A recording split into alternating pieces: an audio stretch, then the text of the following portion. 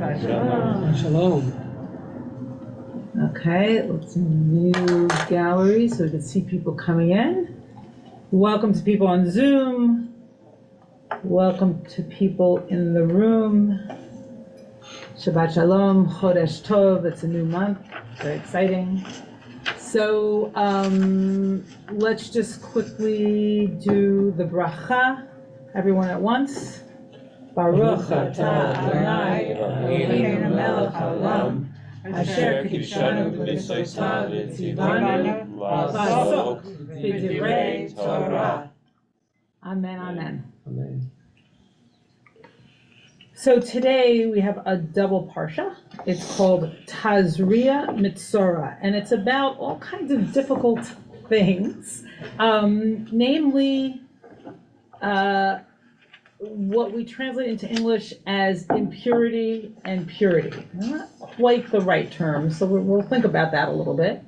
And what happens when impurity comes into the camp, okay?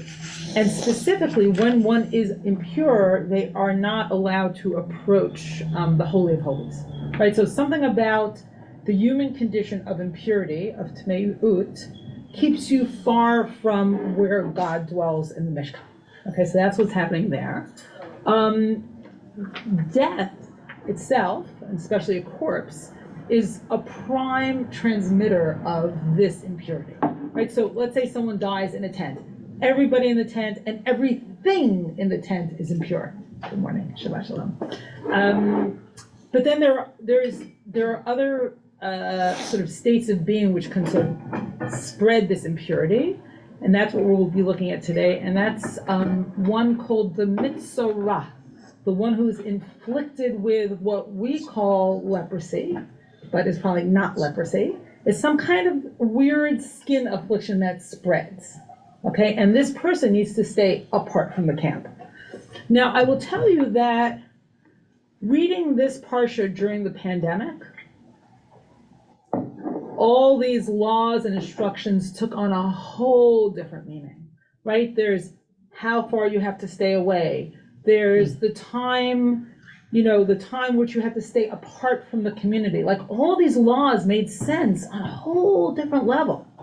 So we're going to think about what's going on here, and where do these laws make sense, and where do they not make sense? And the temptation is to read this and say, oh my God, this weird, ancient, primitive stuff. But the truth is, they're still alive in so many ways, right? In so many ways and in so many conditions. And we're going to look at some of those today. And I wanted to say that I think, kids really get this. There's really a primal sense of cooties. Who has cooties? And cooties can be spread, right? There's a sense of contagion that's not only around illness. So that's what I want to invite us to think about today, like the nature of that, as we specifically look at one who is defined by this condition called the Mitzorah, right? Again, the one who is inflicted with this kind of skin condition. Okay, so let me share my screen. Yeah.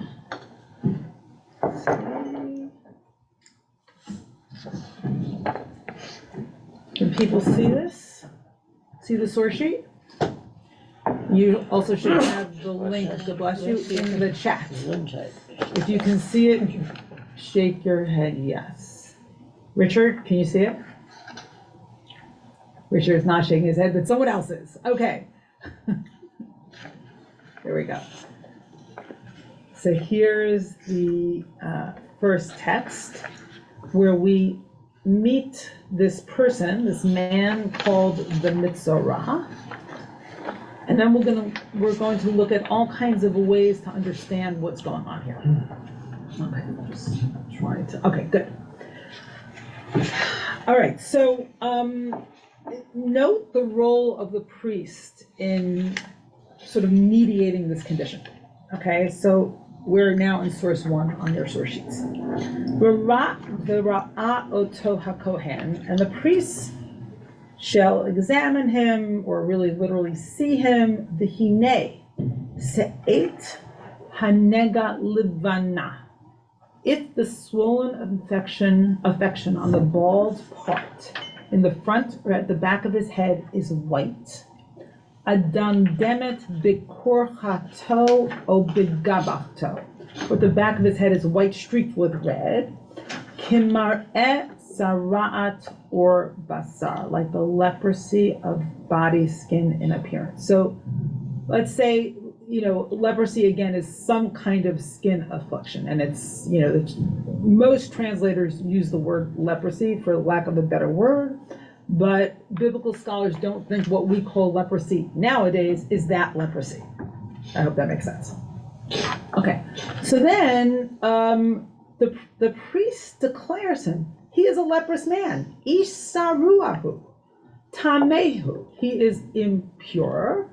Tameh yitamenu. The priest shall pronounce him impure. So there's a lot to do here with the priest's role in declaring him as being in a certain state. It's like getting a COVID test, and yes, you are positive for COVID.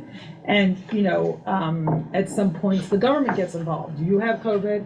You have to stay away from society. And in Israel, they actually come to your house, well, they did, and check that you're there, right? You have to stay apart from the rest of society.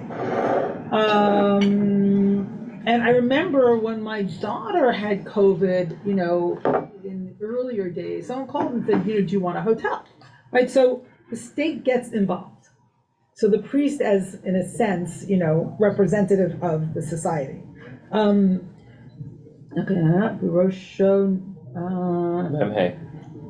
Memhe, thank you, Joe. The Hatsarua Asher Bo Hanega Begadav Yu Frumim. So as for the person with a leprous affection, the clothes shall be rent, for Rosho Yehab Parua, and the head shall be left bare. The Al Safam Ya'ate, and the upper lip shall be covered over. Okay, let's think about, before I finish the rest of the verse, what are those things representative of? When does a person do those things?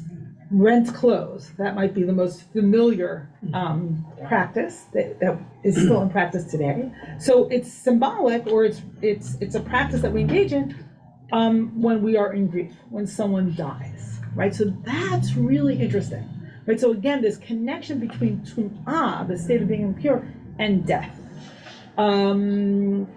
So all these things, the head being left bare and the upper lip shall be covered over, were practices in ancient times of grief. And then, so the person himself, and that person shall call out, right?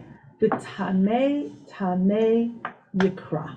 So not only does the priest declare him impure, he has to call out impure, right? Kind of heartbreaking. Okay, and then kol yemei asher hanega bo yitma tamehu badad yeshev michutz lamachaneh mo shabo. The person shall be impure as long as the disease is present. Being impure, God bless you, that person shall dwell apart in a dwelling outside the camp. So we have the priest examining him and declaring him leprous or tameh. And then we have these sort of rites of mourning, which indicates some kind of death or grief. And then we have that living outside the camp, right? Alone, badad, alone. So there's a real, even though the Torah doesn't tell us this, to me there's a lot of grief associated with this state of being. Yeah, I'm going to go on a little bit, Nikki, and then I'm going to call on you and call on other people. I want to give us some frames by which to understand impurity in the Torah. And the first frame comes from Rachel Adler, who is a scholar of the Torah and who, is known famously for being a feminist who appreciated mikvah, which is a ritual bath, right? Used specifically at the time when a woman is past her menstruation and ready to be sexually active again. So a woman will immerse in a ritual bath called a mikvah. Now Rachel Adler was like a big proponent of this, like this is a beautiful sort of feminist affirmation of a woman's body. And then later on, I forget if it was 10 or 20 years later, she became, a big critic of the same thing, saying how sexist it was that a woman specifically had to become pure for a man. Now, in the Torah, it's not that a woman has to become pure for a man or a man has to become pure for a woman. It's that you have to become pure again to be part of society and to approach the Holy of Holies. Okay, Wendy, can we wait?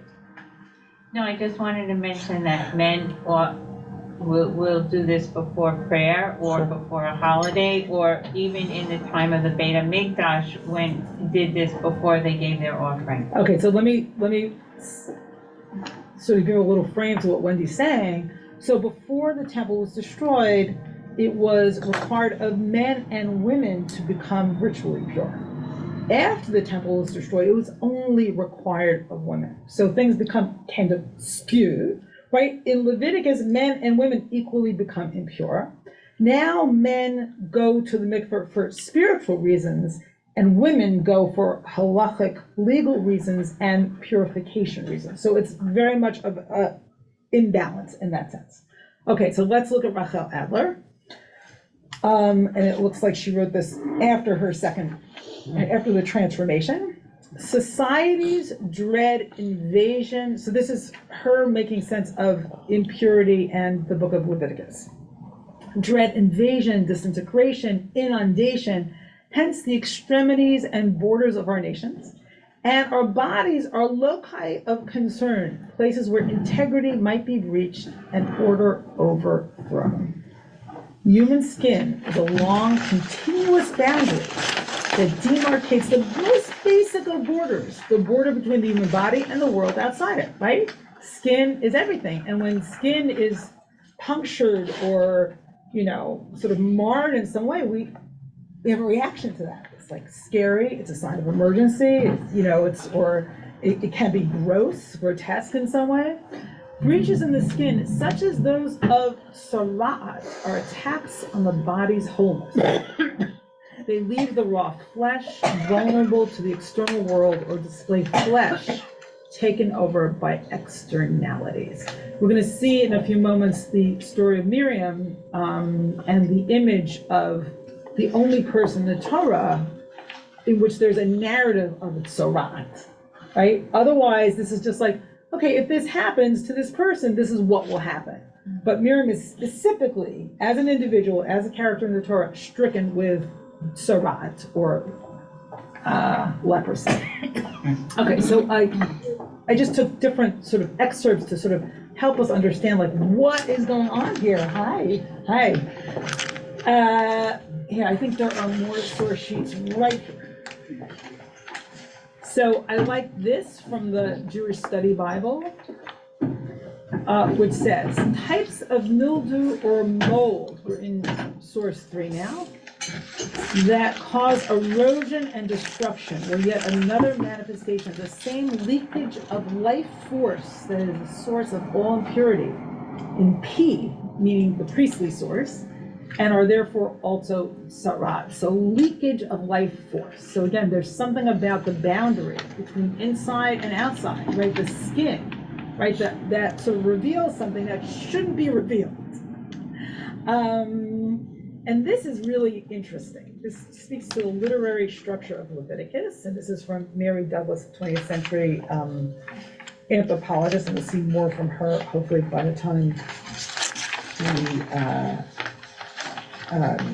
we complete this session. She says, Leviticus uses a simple idea of covering to build up a series of analogies for atonement, from the skin covering the body, to the garment covering the skin, to the house covering the garment, and finally to the tabernacle. In each case, when something has happened to spoil the covering, atonement has to be done. So there's something about this affliction which disrupts what should be the, at least according to the Torah, like the order between inside and outside. Right, the skin has to be intact. The skin of whatever it is. It's the house is the skin, the clothes are the skin is the skin, and also the structure of the Mishkan, of the tabernacle. Okay, so that's the big picture. Now we're gonna zero in on Miriam. So this is quite a image, and I think it will help us, in understanding who the Mitzorah is. So this happens in Numbers 12, right? It's the next book, and in it, Miriam seems to initiate some lashon hara, some nasty talk about Moses, right? And it's interesting because what happens in the book of Numbers is like Moses and Aaron's authority are challenged again and again.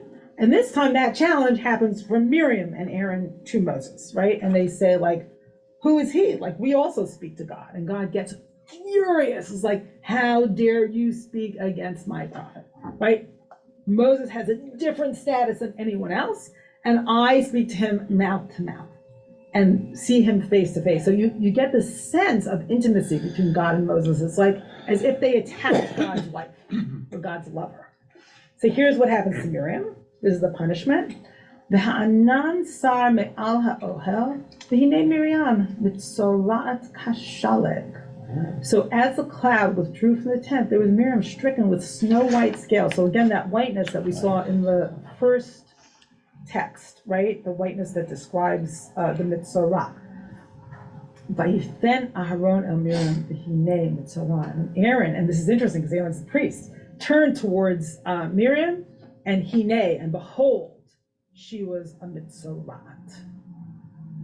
Vayomer Aharon el Moshe, Bi Adoni, al na tashet aleinu chatat asher no'alnu v'asher chatanu. And Aaron said to Moses, "Oh my Lord, account not to us the sin which we committed in our folly." So here, unlike Leviticus, the Mitzorah is this skin affliction is seen as a direct result of her sin. Right? There's no sin that's mentioned in Leviticus. It's like, if this happens, then this will happen. Right? This is what you have to do. No mention of morality, sin. It's like without that kind of language. But here that connection is made, which causes the rabbis later on in Talmudic Midrashic times to say tzora'at, leprosy, is a direct result of evil speech, of gossip. Right? That's what the tzora'at is all about. Right? That's what you get when you speak badly about somebody. So here Aaron says, Al na tehi kamet asher b'tzeito mirechem. Hold on one second. Gil, I keep letting people in. Are you seeing? I just want to make sure that you're seeing the people. Yeah, I'm seeing up. If you already stopped, there's a weird hum coming in from the room. Oh, there is? Oh, it's the refrigerator. Right. Hold on.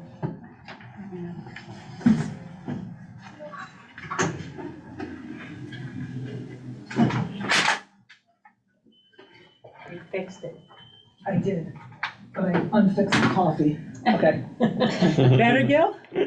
I think so. Yes. Thank you. And yeah, I'm letting people in. Don't. Okay, great. And sorry, and one more thing. If the page turning, if you can do a little, we hear it all in the Zoom room as one big shuffle. So if you can just be a little more quiet. Okay, there's quiet page turning in the room.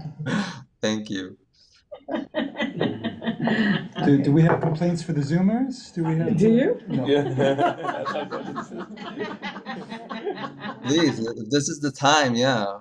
This is the time. We're opening the floor. Any meta issues? Humming, page turning, Sins to confess. sins to confess. Okay. Okay, so now here's what Aaron says in verse 12.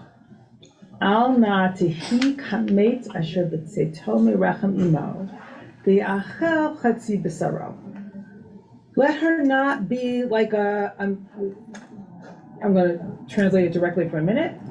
Like a dead person who is emerging from the womb of its mother with half of its flesh eaten.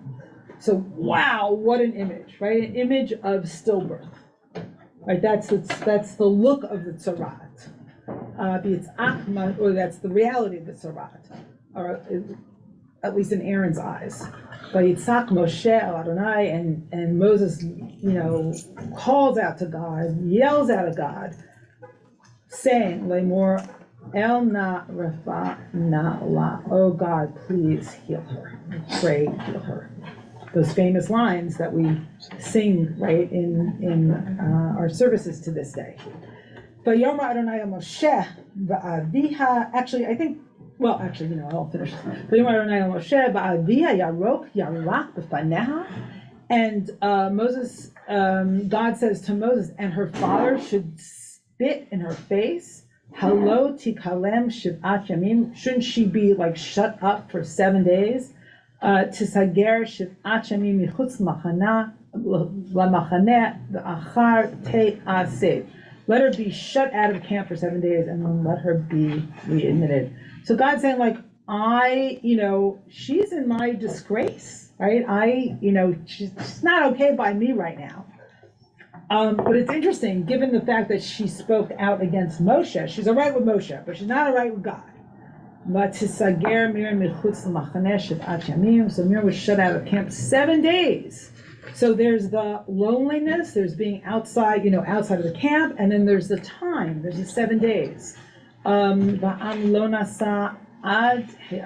Miriam. So this is, sort of a heartbreaking and beautiful detail, that the people did not travel until Miriam could be reintegrated. Right? Their devotion to Miriam is apparent here. V'achar nasu ha'am mechatzerot. After that, the people went out from Chatzerot, okay, and they went to the wilderness of Paran. So that's the instantiation of leprosy in the Torah. Like this, the only narrative scene. Okay, I still want to do a few sources, but I'm going to call on people with brief comments. Nikki and Wendy, Elliot and Elizabeth. Is there anyone up there in Zoom land?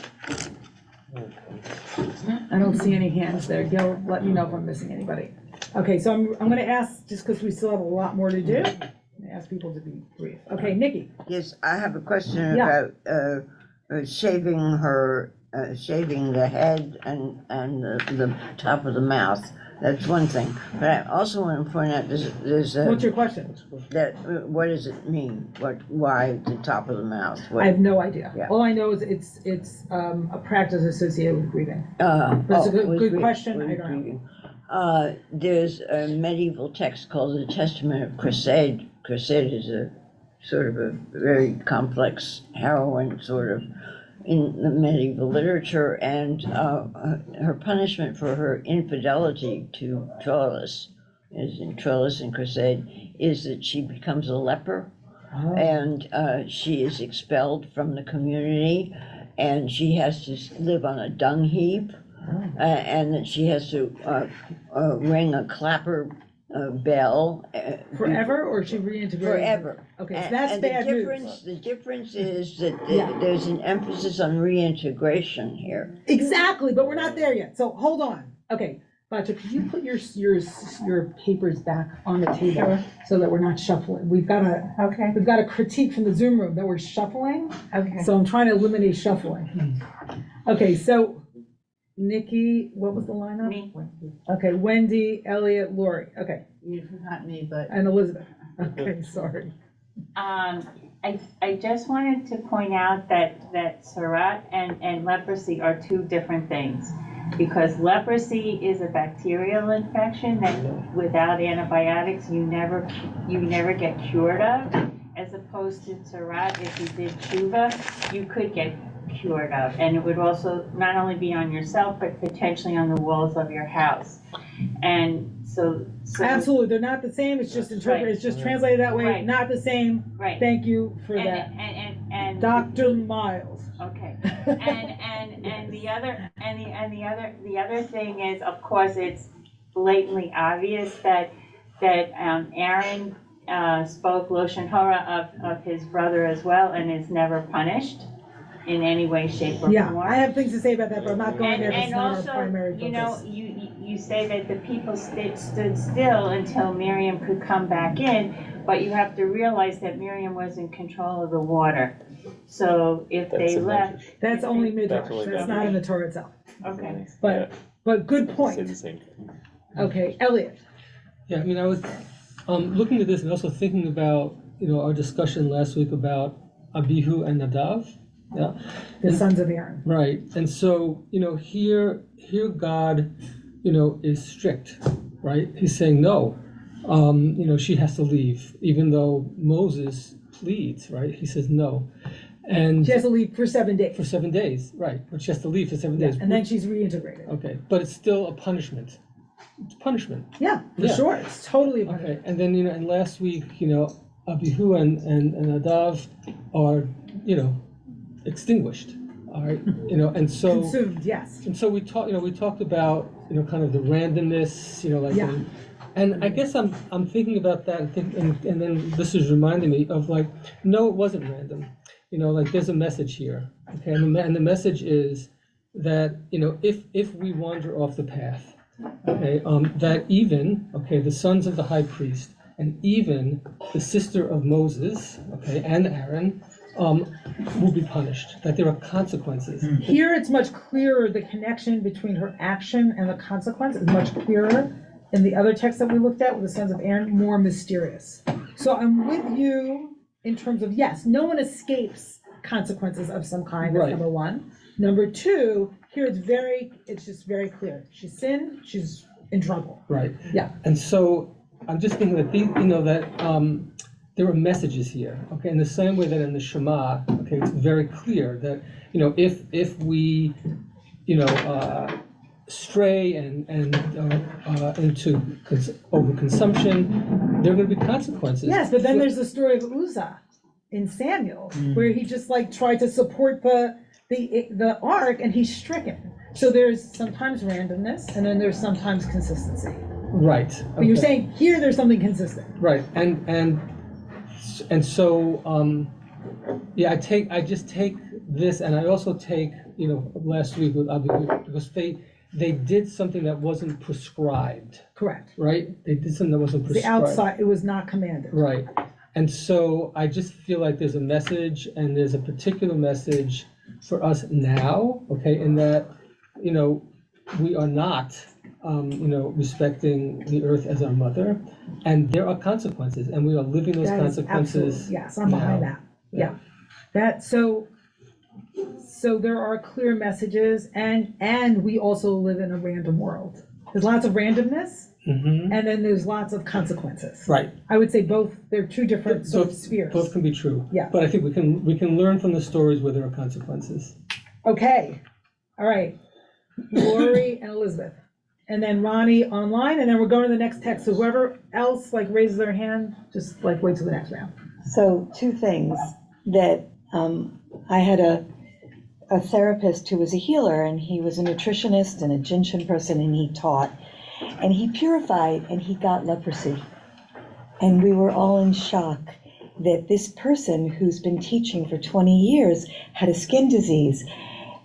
And I was in shock because but it was like he was using it as purification. Like maybe he was purifying his ancestors, and maybe there was something deeper in his soul. He didn't shame himself for it. And Nice. it cleared. So that the question for me is the skin, and also the layers, like you said, the mystery of layers of boundaries, which is another thing that Shlomo Carlebach talked about, the inside of the inside of the inside. So you can do something bad if it's superficial, but as you get closer to the Holy of Holies, the consequences are greater Interesting. because you're deeper and deeper. So to commit That relates to something, Elliot's point in a really interesting way. and also Like as- Elliot was saying, like, these people who are in Moses' family are not exempt, but you're actually saying, no, the closer you get to holiness, actually the consequences are worse.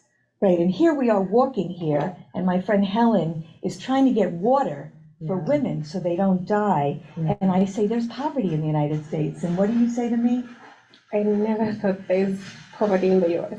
Wow. So in her skin, in her universe, we are what? Very wealthy. That's the image you grew up with. Yeah, like The United States represents what? Yeah, well, everything good. And it turns out it's not everything good. I'm shocked. Wow. Let's talk. Wow. I just thought This is the land of everything good. No, I was taught like you are not people, but angels or gods of some kind. Wow. Yeah. Okay, wow. So that's interesting because that's shocking to me, right? Your image of us is kind of shocking to me because it's so far from what I understand to be reality. Like, I never thought there's people in the streets that are dirty and unkempt. So Helen, right? Yes. Helen is saying, just in case you didn't hear on Zoom, she never thought that there were people on the streets who were dirty or in camps, right? Unkempt. Unkempt. Encamped. Unkempt. Oh, unkempt, I see. Yeah, poverty, Unkempt, poverty. right. And yeah, there are plenty, I mean, if we want to connect Mitzvah to someone who's homeless and outside of society, right? We can certainly think about that, like who's outside of society, who's on our margins, and there are plenty of people who are on the margins. So we're going to talk more about that. Yeah. Thank you, Helen, for sharing that. You're welcome. Can you say where you're from? Yeah, my name is Helen. I'm from Kenya. Do you know anything about Kenya? At least I don't run very fast. I'm not a runner. I can't run for my life. You can't run for your life? No. Be careful on the streets of New York. So yes, I have an organization that does community empowerment, and I grew up with no water. Like we had to go very far to get water, and use any means to get water. And I decided to bring to a stop, or at least the people growing up do not have to go through that. So I try to raise funds to drill boreholes and provide water for the community. That's really holy. In the skin of the earth. Yes. Right, that's holy work, Helen. Thank you for telling us. Yeah. And we're, the power of water, which we're going to get to, is really very apparent in these texts because water plays such a role in purification in these texts. Yeah, like I see water out there and I feel bad.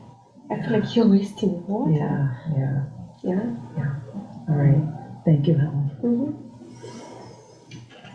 Elizabeth. Yes, okay, so, Elizabeth and Ronnie, and then some more texts. okay, so Nahama covered my comment, but I still have a question, which is, why is Yud Hey Vav Hey spelled differently? That's a great question. Why is Yud Hey Vav Hey spelled differently on these source sheets? Sacred. So there's there's an option in Safaria, which is how I create source sheets, to not use the name of God. This way, we're not throwing out or recycling pieces of paper with the name of God on it. So that's why it's Yud K Vav K instead of Yud Hey Vav Hey. Thank you. Okay, did I get everybody? Oh, Ronnie. Ronnie. Professor Scharfman, you have the floor.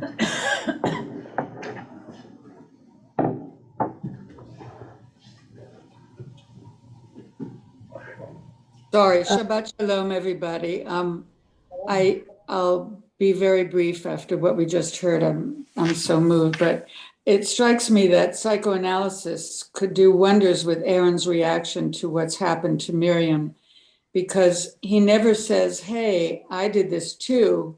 He just tries to exculpate himself by saying, don't let this happen to her.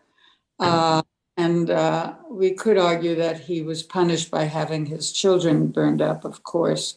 But still, in that particular text that we read just now, it isn't there. And the other thing I wanted to say on a meta level, it seems to me the Torah's whole discussion about purity and impurity and what constitutes disease is part of the larger issue of that includes kashrut as well. What is pure and what is impure, and the idea that having to make a difference is what gives meaning to the people in their theology.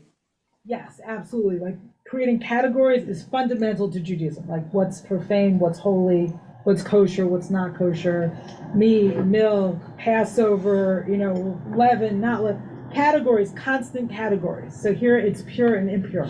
Absolutely. And I wanted to address your earlier point. What? Sorry, no, Okay. just talking to Which is, we could say that Aaron's sons suffered for his sin here. But then but in that case, we would be connecting dots. And I want to raise the question of when in the land of interpretation do we connect dots? And at what cost? So do we want to connect those dots? Or do we want to retain the mysteriousness of Aaron's sons being consumed for bringing a strange fire that was not commanded? What do we want to do? I don't know. Do we want to say it's because of the golden calf and Aaron's role in that? Do we want to say it's the cumulative force of Aaron's sins that his sons died? I don't know. So I just want to raise that question. What interpretation do we want to posit, or do we want to construct, and at what cost? Okay, so now we're going to purification. No one rustle papers, oh my God. Let's see, I'm rustling. Okay, wait, what number is it? 6. 6? Okay, great. Okay, we get the rustling out of the way. So everyone rustle in the room, and then stop rustling so people can hear. There is 6. 6, number 6. starts at 6 is here, but it's after. Source 6 is after 5 and before 7. Okay, Asher Chaim, when the rustling stops, I'm going to ask you to read. Separated from the back. So this here is, right, how is purification affected? So I want us to pay close attention to the elements that are necessary.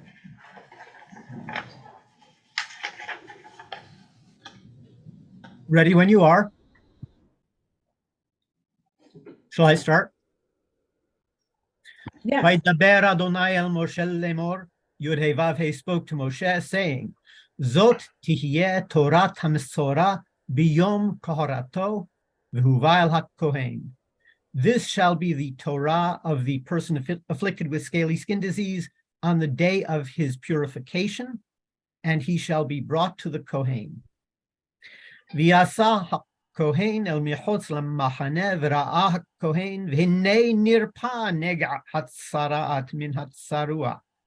The Kohen shall go out of the camp, and the Kohen shall examine, and behold, the affliction of scaly skin disease has been cured from the person afflicted.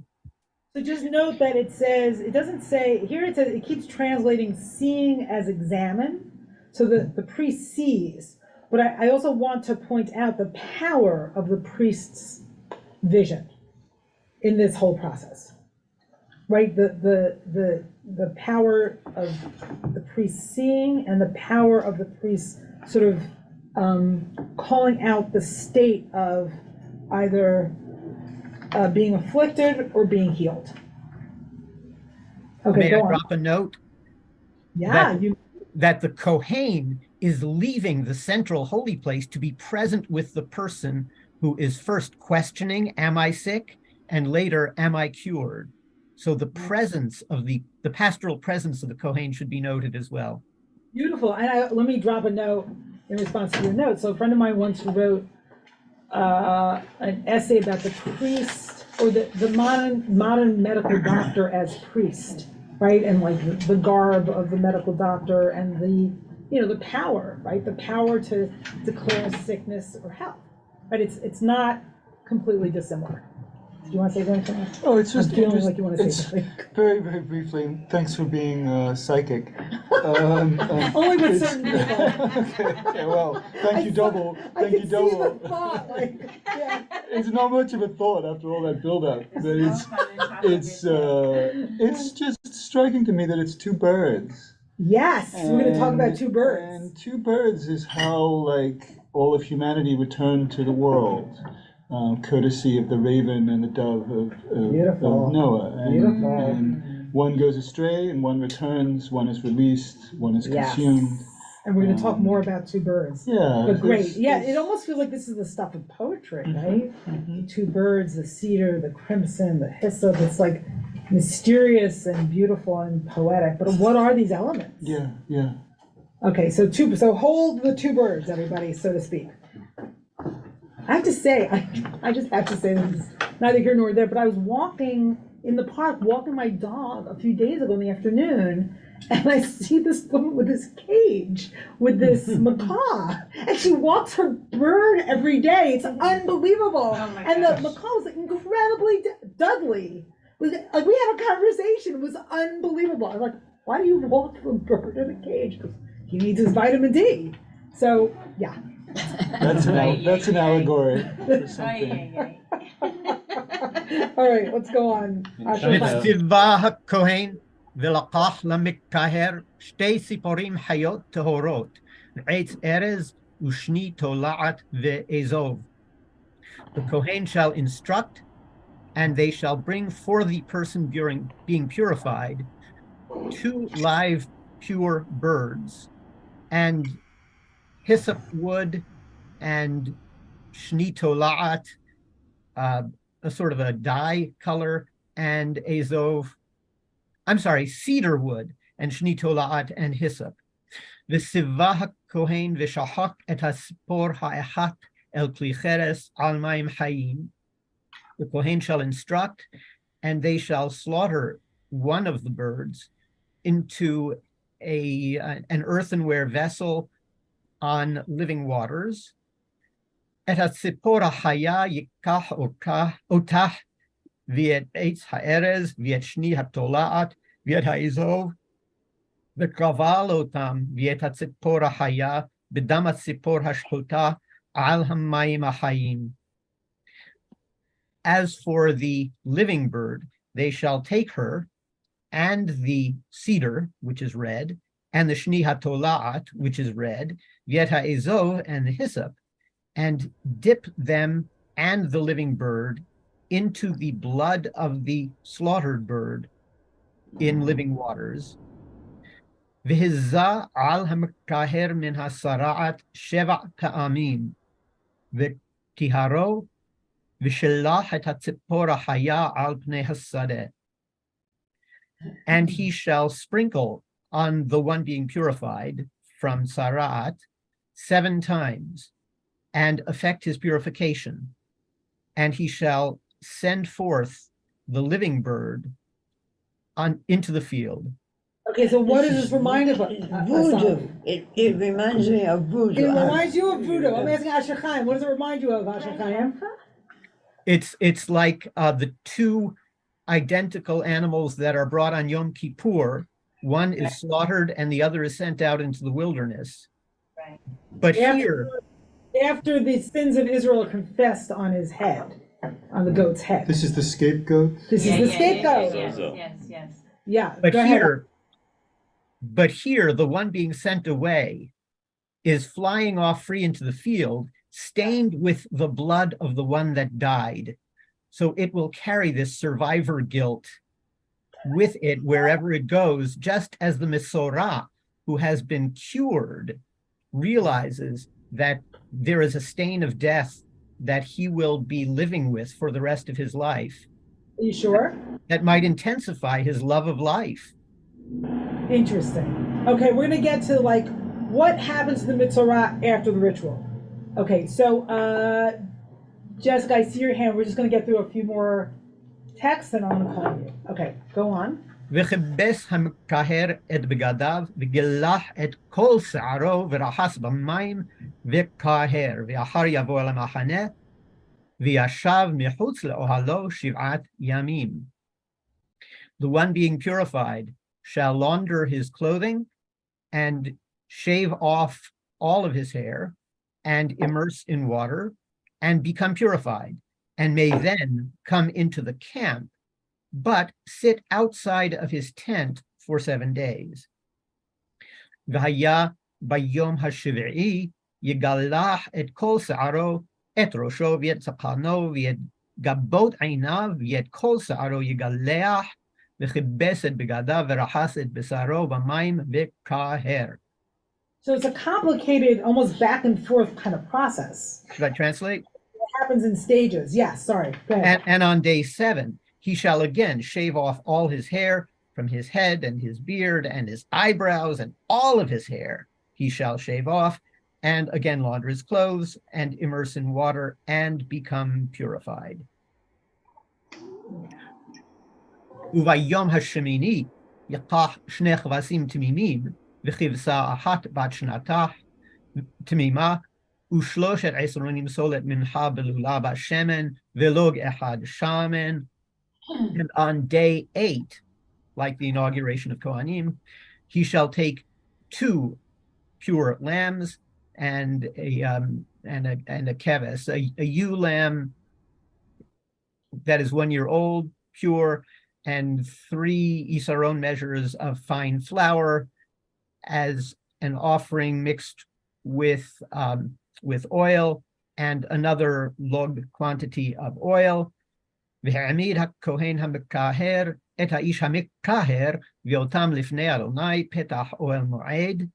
The Kohen who is purifying shall take the person being purified and those items in the presence of Yudhe Vavhe at the entrance of the tent of meeting. ולקח הכהן את הכבש האחד והקריב אותו לאשם וידלוק השמן והניף אותם תנופה לפני אדוני. The Kohen shall take one of the male lambs, offer it with the log of oil as an asham, a guilt offering, and the log of oil, and he shall lift them up as a wave offering in the presence of Yodhe Vavhe. So this is an enormously complicated and involved, right, ritual and procedure, right? Unbelievable. Like all the 2 live birds, the blood, the sending away, the time, the offerings, the water, that it's like, whoa.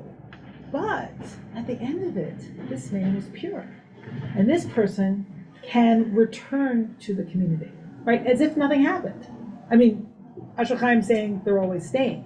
I'm not sure. According to Leviticus, I mean, that's an interesting gloss. According to Leviticus, you're impure or you're pure. When you're pure, you're reintegrated into the community. Like, it's a really effective ritual. So I'm going to read a couple more things and I'm going to call on people. I want to look at for a moment the word nega, which is in source 7. So the word nega is really interesting. So this affliction of quote unquote leprosy, which as we heard is not leprosy, is called a nega. So where have we seen that word before? Once in Genesis and once in Exodus. And in both cases, it refers to plagues, right? It's God brought plagues upon Pharaoh's house when Sarah was taken in as Abraham's sister. And then in Exodus, it's written one more nega, God says, or Moshe says, let me see, do I have that here? Yeah, 7. Well, yeah, thank you. One more, God says to Moses, one more nega, one more plague I will bring upon you, and that's the death of the firstborn. So this, this nega is associated with plagues, okay? And then that word is used 1,000,000 times in Leviticus and regarding this skin affliction, and not in Numbers and not in Deuteronomy. So that's the little tour of that word. And then let me just take a look at the time. So I just want to look briefly at the Korban Pesach, and again in a minute I'll call on a few people. So the Passover offering is really striking in the parallels for the ritual purification of the Mitzvah. So look at verse 22 in, what source are we in now?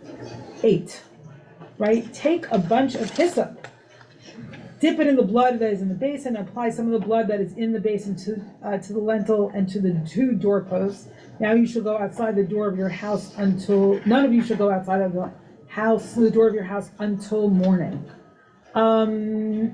So it's the hyssop, the blood, the basin, and then here in Exodus we put blood on the lintel and the 2 doorposts. But one interpretation I heard, which I think is worth passing on, like what's going on here and what's the connection to the Mitzvah? So potentially there are also 2 birds in the story of Mitzrayim. The one bird that goes out live, right, is the children of Israel who passes through, one could say, the birth canal, right, the Sea of Reeds, and goes into the wilderness. And the other is the Egyptians, right, the firstborn of the Egyptians who are, who die, who one could say are stillborn. So those are the two birds, and those are the connections to the ritual of purification for the Mitzvah. And the Ramban also notices the 12th, 13th century Spanish commentator also notices those literary connections. We talked about the goats. We're going to skip Bachia for a moment. I want to do one more thing with you, and I'm going to take some comments. So look at source 12. So as soon as the children of Israel pass through the Red Sea, they cry for water. They don't have water, right? Like the people who Helen are trying to raise money for, they don't have water. And they cry, and the water that they do have is bitter, right? And what happens is God instructs Moshe to put a piece of wood in the water, and it becomes sweet. And this is what God says right after that little story. Vayomer im shamoa tishma l'kol Adonai Elohecha v'hayashar be'einav ta'aseh v'ha'azanta v'mitzvotav v'shamarta kol chukav kol hamachala asher samti b'mitzrayim lo asim alecha ki ani Adonai Elohecha. If you will heed your God diligently, doing what is upright in God's sight, giving ear to God's commandments, and keeping all God's laws, then I will not bring upon you any of the diseases that I brought upon the Egyptians, for I, Adonai, am your healer. So think about, for a moment, about Mitzrayim and Mitzorah. Think about how they sound like one another. And think about Mitzrayim, which becomes not so much a location, but an illness. And the Mitzorah, in a sense, carrying the illness of Mitzrayim, which has become now a metaphor for Egypt. Right? But there is healing and there is purity, and I'm going to refer to Mary Douglas, who we looked at in the beginning of the session, who talks about successful rituals of aggregation in society. So let's say you've been jailed and you come out after your prescribed number of years of being incarcerated. A healthy society would allow you to fully integrate into society. But she's saying that in America, at the time that she was writing, there are no rituals of aggregation. Like, this person can't come out and be declared pure. Like, they're always marked in some way or another. Or having been, certainly the time that she was writing, and I'm not sure how much different it is now, being in a psychiatric facility, you come out, and are you marked, right? Do you feel full of shame, or can you become, declared healed and pure and become once again part of society? Well, from a prison, you're always From a prison, you're always always marked in some marked. way, right? And I remember Paul Cowan a long time ago, who was a journalist and also founder of the Chavurah movement, so this movement that made Judaism more accessible to Jews, and I guess others. He wrote, he was dying of cancer, and he wrote this sort of landmark article, I think it was in the Village Voice, writing about in the land of the sick. In other words, like, when you're in a hospital and you're marked with illness, you're totally separated from society, right? You're not, and people, don't like to go into hospitals, right? Because it doesn't feel like, somehow a part of our healthy, normal way of life. It reminds me of what Helen was saying, like, the image of the United States is just like, well, we're all angels and we're all happy and we're all good, right? And where do we put the badness, right? Is it integrated society, or is it on the margins? And are the people that represent that badness, can they be reincorporated, or are they forever on the margins? And I think, the sign of a healthy society is one that has rituals that can reincorporate people, so that these states are not forever. In Leviticus, these states are not forever. For Miriam, the state was not forever, right? That's the compassionate system. How do you go back and forth between these states? Okay, so now I'm going to open things up. Jessica was waiting. Let's see, I'm gonna stop my share, and I'm gonna end with one brief text. Okay. Jessica, Miriam, Rachel in the room, Joe. I'm not taking people who've spoken already, okay? Okay, great. Hi, Shabbat Shalom. I've had my hand up since the last time, so I'm referring to things we've talked about a little while ago.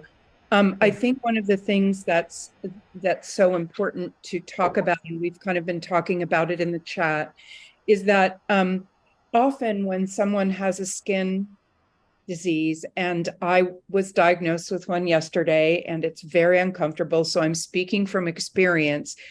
There are two kinds of skin diseases. One is from the outside in, which comes from like something touching you, and one's from the inside out, which is what leprosy is, and what this thing I have is. Sorry if it's too much information, but I want to speak to the point. And I remember when I was working with people with AIDS and losing family and friends to the disease, there was a movement of people who used the acronym of AIDS to say that it was anger incorrectly directed at self.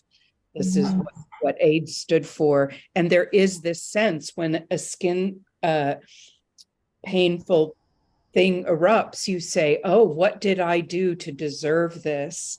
And it's so important to shift that and say, wait a minute, and that sense of Miriam being punished for speaking truth to power is often, I feel like, I maybe it's because I'm not coming to shul in person, I'm watching on Zoom or something. I don't know what it is that I did wrong. But that thing that we're talking about in the chat is how to shift that internal blame to something else. And so I just want to say one last thing about these two birds and the process. We say it's voodoo, and we put a frame of fear around it. I worked with a West African priest for a long time when I lived in Los Angeles, and one time he did say 2 white pigeons to heal me, and I didn't go through with it because my Western mind wouldn't allow me to. But wow. Thing about, let me just finish one sentence. The thing about these rituals is they make us participate in the act of healing. We don't just get a prescription, take a pill, get some cream, whatever. We participate in our own healing. So when we come through it and are healed, we have gone through it. And so I don't see it as something scary. I see it as something very, actually quite beautiful. Thank you, Jessica. You said so much. So I want to raise one question. So say again, AIDS is anger internalized, directed itself? Incorrectly directed itself. So I think that's like such a powerful and potentially a generative question for all of us. Like, when are we incorrectly, right, sort of focusing either anger or shame and taking things on that we shouldn't? The other question is, and when do we actually step forward, as Ronnie was saying, that Aaron, and take responsibility? And how do we know the difference? Obviously, we're not going to answer those questions right now, but I just wanted to hold them side by side. Miriam. Shabbat Shalom, Chodesh Tov. I have 2 quick things. One is that life is the holiest thing that there is. It's unbelievably impossible and precious. And I love Asher Chaim's comment about being so much more intensely grateful for life when you come back from something. And anything that kind of pokes at that boundary between life and death, like Miriam, who looked like half like a stillborn, or a tzara'at that can spread, is dangerous, spiritually dangerous. And the other is the 2 birds reminds me of that ancient Himalayan story of the young boy that wants to trick the old wise man and has 2 birds in his hands, says which one's alive and which one's dead. And of course, the answer is in your hands. And so much of it is in our hands. So that's all I wanted to say. Beautiful. And this takes us back to Elliot's comment before about the clear message is about consequences, right? It's in our hands. Okay, Rachel Mackliffe, and then Joe, you had something, right? Yeah.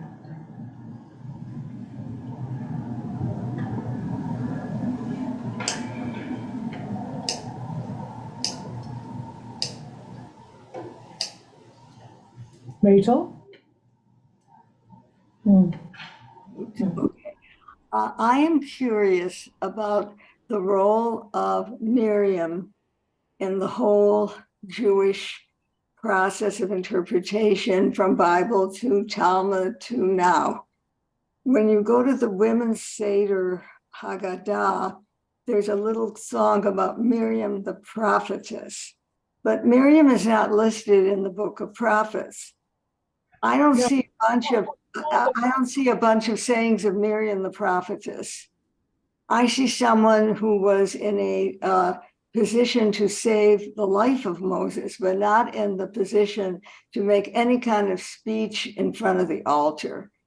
And maybe that is why she got the punishment and not Moses, because it would have looked terrible if Moses had a terrible rash. It would send out the wrong people. And what Miriam said is probably a lot worth thinking, but a woman in that day and age was not supposed to open her mouth in public. And it bothers me. Rachel, it bothers me too. Miriam is called a Nevi'ah, a prophet in the 5 books of Moses. There are scant narratives about her, but the narratives that are there are powerful. But you're right, she's not standing up and holding forth as a prophet. You know, I just went to an amazing event in Cambridge, I think it was, Cambridge. We had a night, it was called Seudat Miriam. It was a feast of Miriam. It was like a Seder at the other end of Passover, the last night of Passover. And there, people taught about Miriam, sang about Miriam, read poetry about Miriam. We kind of like raised up Miriam. So there's all kinds of, there's medieval, there's like rabbinic, there's all kinds of traditions that have emerged around Miriam over the ages. And even in the Torah itself, there's stuff that's not on the surface, so to speak, that we can mine. Okay, so I'm going to leave it there, Rachel, and I'm happy to talk to you more about this. Okay, I'm going to go to the room, and I'm going to do one more text, and I think that those are all the hands I could take. Joe. Possibly Aaron didn't get Saras because he was the high priest. Yeah. And just like a parent who, unfortunately, times when our children get sick, do we not feel their sickness or their pain as much? So Aaron was a high priest, stayed pure, but he went through the whole process with Miriam. And if you're going to say that he's like responsible for everybody of the entire nation, are we going to say that when he went home, did he not feel that same taras? Because he knew where his sister was. He knew. So he was feeling that probably the whole time without getting taras. So he advocated for her, but not become impure. But it still begs the question of like, why couldn't he take responsibility for being part of that conversation that she got punished for? And he did the same thing. He did the same thing, exactly. Right. And then I wanted to also note, curious, just like Ben Saramar didn't happen. Yeah. Did Taras really happen outside of Miriam to the regular common person? Not the common person, but to anybody else in the in the nation. Did it happen? Was it a common occurrence? There's only one recorded thing. Because if you, after seeing the whole process, it's timely and costs a lot of money. I can't imagine just for saying gossip or like saying something bad that it happened. I mean, we're talking about people. People talk.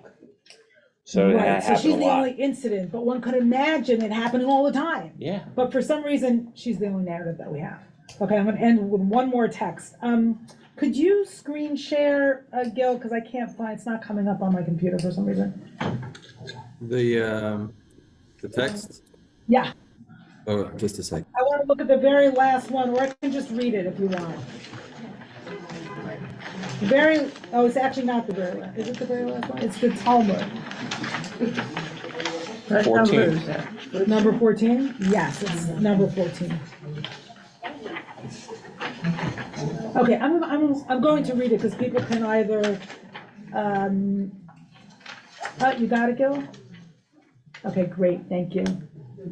So, there's a conversation recorded in the Talmud in Sanhedrin, and this is about the leper Messiah, about when will the Messiah come, right? Emat ate Mashiach. Go and ask him himself, is his reply. Where is he sitting? Asked Rabbi Joshua. By the gates of Rome. And by what sign may I recognize him? Asked Rabbi Joshua. Elijah, right, steps into the conversation and answers. He is sitting among the poor folk suffering from all kinds of skin ailments. All of them untie their bandages all at once and rebandage them together. Whereas he, the Messiah, unties and rebandages each one separately before treating the next, thinking, should I be wanted, it being time for my appearance as Messiah, I must not be delayed through having to bandage a number of sores. So in other words, there's a bunch of lepers sitting around. One of them is actually the Messiah. How do you know who the Messiah is? They're only bandaging one sore at a time and rebandaging that sore. And when I read this, right, when I was thinking about it this time around, it's a pretty famous text, I thought maybe we're all like part of that repetition compulsion, like we're all bandaging and unbandaging our sores, like every day of our lives, right? Our core wounds, right? We're bandaging, but maybe the difference in redemption, what's so funny? Bandaging, yeah, every day, right? Every day, that same trust, that same wound, right? It's like, oh my God, I can't believe I'm doing this again. It's But also like tefillin, right? it's like tefillin, nice. But maybe the difference is there are two differences here. One is bandaging one at a time, like giving it that love and that attention. And the other is, maybe I can step out of this narrative. Maybe I'm going to be called upon. Maybe I might be ready for the sort of ushering in redemption. So, and maybe that's the difference in repetition compulsion. Like we're not totally trapped in that repetition of like trying to fix our core wounds, with this sort of little opening of, redemption is possible. I've got to be ready for it. And that has to somehow determine how I take care of my wounds. And the Messiah doesn't do that? The Messiah bandages each one separately so they could be ready to do something else. The Messiah has the ability to be the witness of everything. If you don't detach, you can't even observe it. Okay, I'm going, let's stop our share and end with a blessing. Okay, just a second. You stumped me.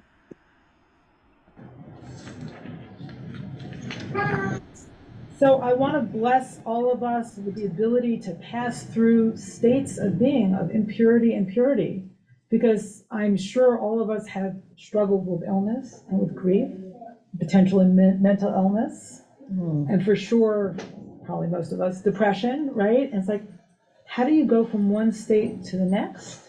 And how can you go from separation from society and loneliness to being reintegrated? And what are the rituals that we need, right? And what are the communities that we need in order to go through these processes? Okay, everybody. Shabbat shalom. Shabbat shalom. Toda rabah. You're in the chat. You're also here.